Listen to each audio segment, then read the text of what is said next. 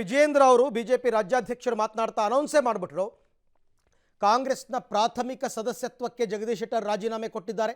ಹಾಗೆಯೇ ವಿಧಾನ ಪರಿಷತ್ ಸದಸ್ಯ ಸ್ಥಾನಕ್ಕೆ ರಾಜೀನಾಮೆಯನ್ನು ಕೊಟ್ಟಿದ್ದಾರೆ. ಮತ್ತೆ ಮರಳಿ ಗೂಡಿಗೆ ಬರ್ತಾ ಇದ್ದಾರೆ. ರಾಜ್ಯದ ನಮ್ಮೆಲ್ಲ ಪಕ್ಷದ ಹಿರಿಯರು ಮತ್ತು ಕಾರ್ಯಕರ್ತರ ಅಪೇಕ್ಷೆಯೂ ಕೂಡ ಜಗದೀಶ್ ಶೆಟ್ಟರು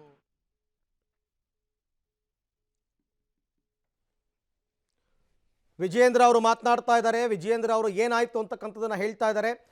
ಪಕ್ಷಕ್ಕೆ ಸೇರ್ಪಡೆ ಆಗೋದನ್ನು ಖಚಿತಪಡಿಸಿದ್ದಾರೆ ಜಗದೀಶ್ ಶೆಟ್ಟರ್ ಅವರು. ಅವರ ಡಿಮಾಂಡ್ಸ್ ಏನು ಅಂತಕ್ಕಂಥದ್ದು ಇನ್ನಷ್ಟೇ ರಿವೀಲ್ ಆಗಬೇಕು. ಯಾಕೆಂದರೆ ಡಿಮಾಂಡ್ಸ್ ಇಲ್ಲದೇ ಯಾರೂ ಕೂಡ ಒಂದು ಪಕ್ಷಕ್ಕೆ ಸೇರ್ಪಡೆ ಆಗಲ್ಲ.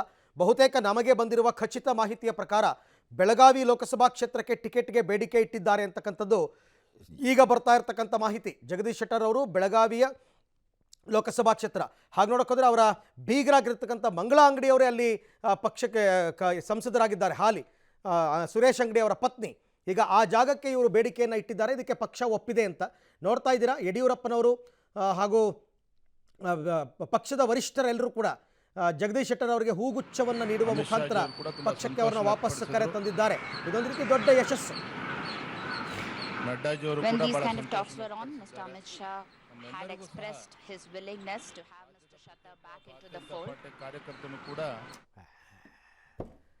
ಬಿಜೆಪಿಗೆ ಸೇರ್ಪಡೆಯಾಗಿದ್ದಾರೆ, ಮರು ಸೇರ್ಪಡೆಯಾಗಿದ್ದಾರೆ ಜಗದೀಶ್ ಶೆಟ್ಟರ್.